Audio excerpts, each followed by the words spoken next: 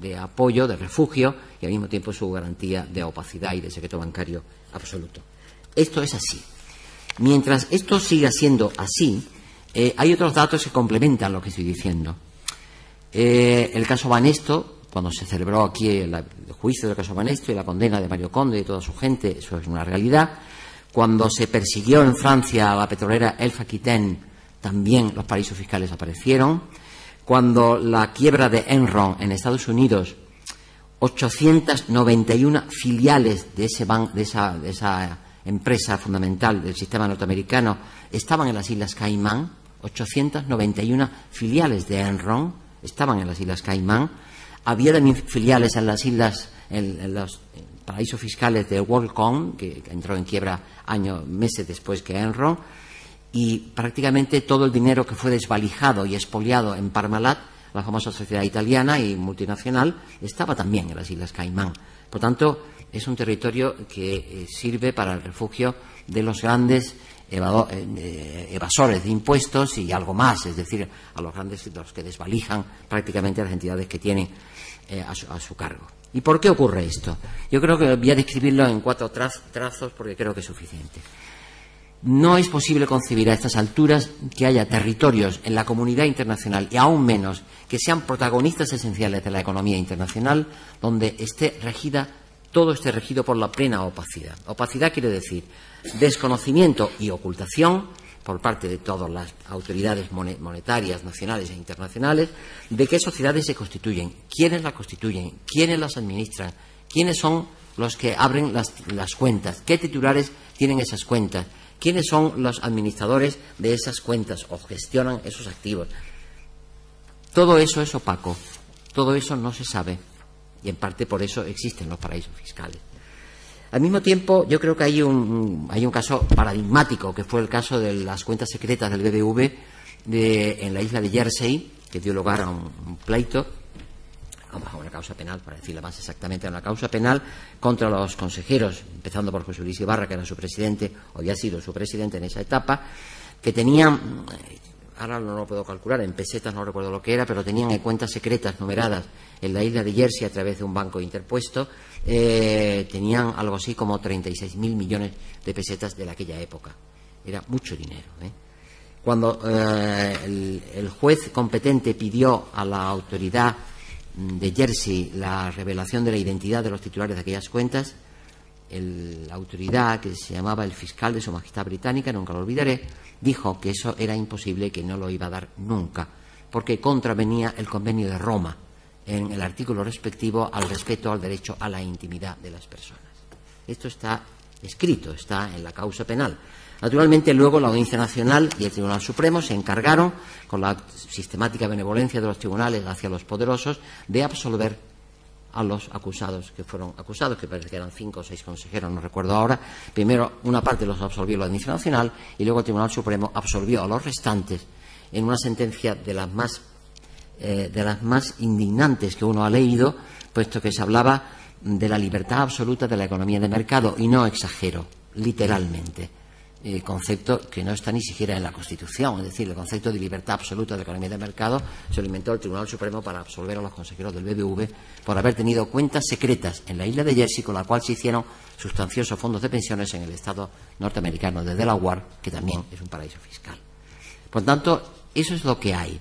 ¿Y qué quiere decir esto? Que desde el momento que hay una opacidad garantizada, hay una garantía, naturalmente, de que no va a revelarse nunca dato que pueda significar, implicar alguna persecución ni administrativa, ni mucho menos penal, de las personas que están implicadas en estas operaciones financieras en los paraísos fiscales. Teniendo en cuenta además que la banca tiene filiales en los paraísos fiscales, entidades multinacionales de otro orden también las tienen, es decir, todas las grandes poderes económicos del mundo tienen el poder a los filiales y presencia en los paraísos fiscales de forma muy activa. ¿Qué ocurre? Que esto se debe a algo que ya la comunidad internacional ha detectado y ha dicho: vamos a ver cómo hacemos frente a esto.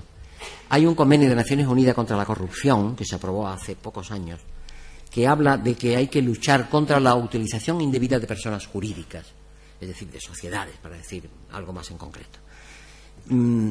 todavía es el momento en que el Estado español y el gobierno español, porque eso se ha hecho ya gobernando el último gobierno de Rodríguez Zapatero, todavía es el momento en que se haya adoptado ninguna sola iniciativa, ni gubernamental ni legislativa, para aplicar el convenio contra la corrupción en el Estado español. Está sin aplicar en su integridad. Y digo esto por decir algo de lo que integra ese convenio contra la corrupción, porque tiene otras muchas ramificaciones y muchas cuestiones que no sería cuestión hablar de las aquí ahora, pero que hubieran sido fundamentales incorporarlas, por ejemplo, aprovechando la última reforma del Código Penal, que se desaprovechó una vez más para introducir recomendaciones que estaban contenidas en este convenio contra la corrupción de Naciones Unidas. Entre ellas, el abuso de las personas jurídicas, el abuso de la opacidad y el abuso de los paraísos fiscales, que no entrañan ninguna agravación de la conducta y que ni siquiera son contemplados como tales en el Código Penal. Pero quiero decir que todo eso tiene un mecanismo de protección sistemática.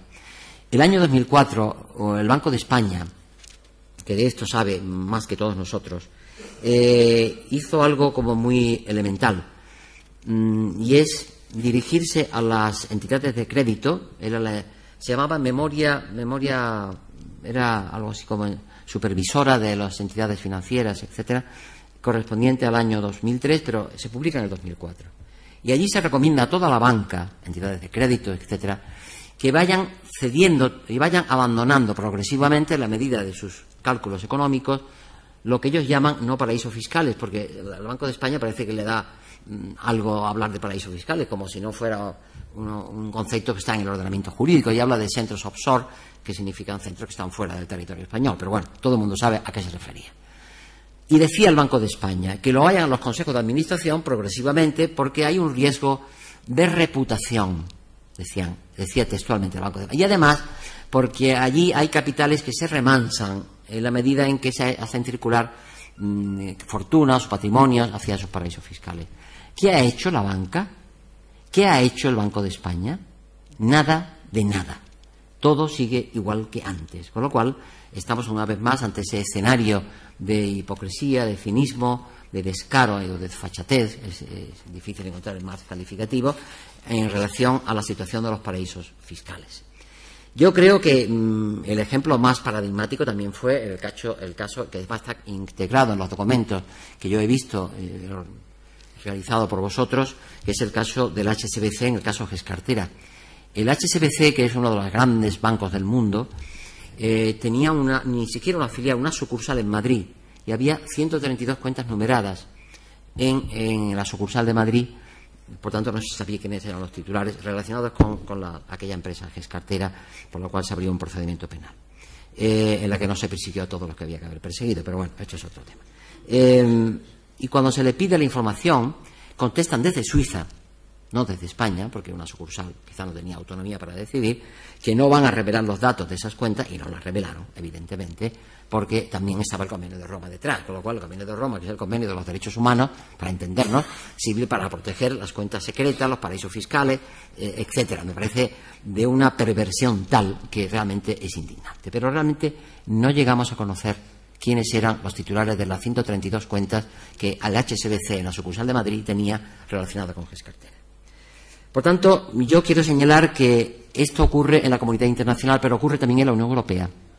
Cuando se aprobó el año 2003 la directiva del ahorro, la directiva comunitaria del ahorro, para conseguir que los españoles residentes con cuentas o activos en el extranjero tributaran por los intereses que obtenían, hubo 3 países que se opusieron rotundamente a esa directiva, no la ratificaron y no se está aplicando, que eran Austria, Bélgica y Luxemburgo, porque dijeron que el secreto bancario les impedía acceder al cumplimiento de esa directiva comunitaria y naturalmente la siguen sin aplicar. Si estamos en una Comunión Europea donde ocurre todo lo que estoy diciendo brevemente y rápidamente, ¿cómo vamos a intentar esperar algo de los poderes políticos respecto de los paraísos fiscales, como no sea lo que se espere de los movimientos cívicos nacionales e internacionales contra ese atropello y esa perversión del sistema económico capitalista que son los paraísos fiscales, aparte de otras muchas perversiones? Yo, por tanto, entiendo que estamos ante una situación de crisis profunda del sistema capitalista, que tiene en el paraíso fiscal una expresión, yo diría que máxima, porque circula gran cantidad de capital absolutamente descontroladamente, ni el Fondo Monetario ni el Banco Mundial no se ocupan para nada de los paraísos fiscales, tienen el consentimiento pleno de todo ello, y yo creo que la única respuesta es la de que sigamos moviéndonos como os estáis moviendo vosotros. Es decir, hay algunos estudios que yo repito, porque creo que son datos reveladores. Hubo unos parlamentarios franceses que a finales de los 90 hicieron un estudio sobre los paraísos fiscales. Tengo las fuentes solventes correspondientes que tengo el título del informe que hicieron para el Parlamento francés y el objeto, que era el estudio de los paraísos fiscales, y llegaron a la conclusión de que los activos acumulados en todos los paraísos fiscales reconocidos como tales en la comunidad internacional ascendían al PIB de Estados Unidos, lo cual es enormemente grave. Y esto no lo dijeron miembros del 15M, por decir algo así que pueda sonar a que alguien lo ha dicho algo con mucha demagogia. No, lo hicieron unos señores que se dedicaron a estudiar este problema en serio, tuvieron contactos entonces con nosotros, con la Fiscalía Anticorrupción, y llegaron a esa conclusión. Y entonces, bueno, pues si esto es así, ¿qué vamos a hacer? ¿Qué vamos a esperar? Pero hay algo más. Le Monde, el 29 de noviembre del año 98, dijo que el capital acumulado en las islas anglo-normandas, Jersey, Guernsey y Man, se aproximaba al PIB del Reino Unido, lo cual son todos datos absolutamente, yo creo que son de poner los pelos de punta, es decir, de ver que estamos en un sistema dominado no solamente por la corrupción, que lo está, sino también por la más absoluta desvergüenza. Y voy terminando. Hay algo que nunca entendí que ha hecho el gobierno español, el gobierno de Rodríguez Zapatero, y que creo que es algo absolutamente inadmisible.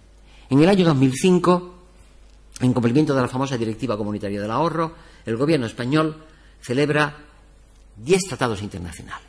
10 tratados internacionales. No le llaman tratado, le llaman canjes de nota, pero son tratados internacionales porque son convenios internacionales.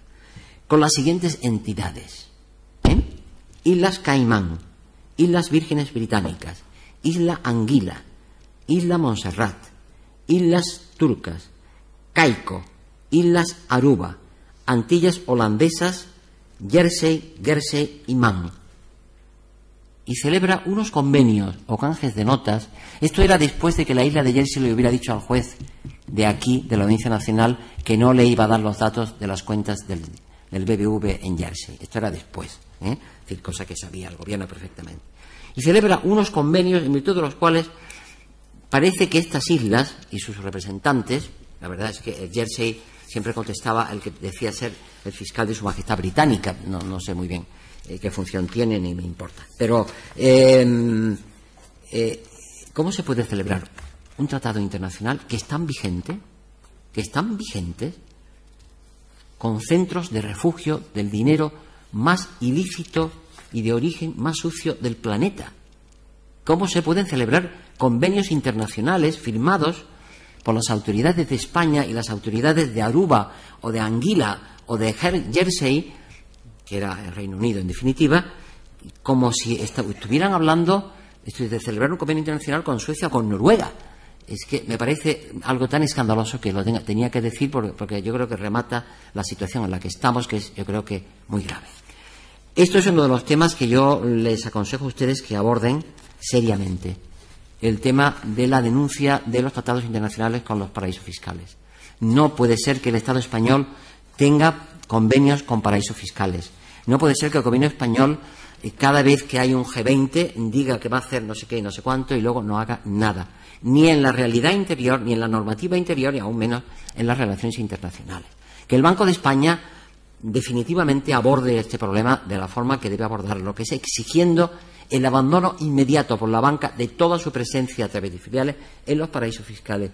Y mientras tanto, exigirle una serie de condiciones que es posible conocer en otro momento, de condiciones mientras que no se produzca ese abandono total y absoluto de la presencia de la banca española en los paraísos fiscales, para que realmente no haya ninguna opacidad, sino una plena y absoluta transparencia.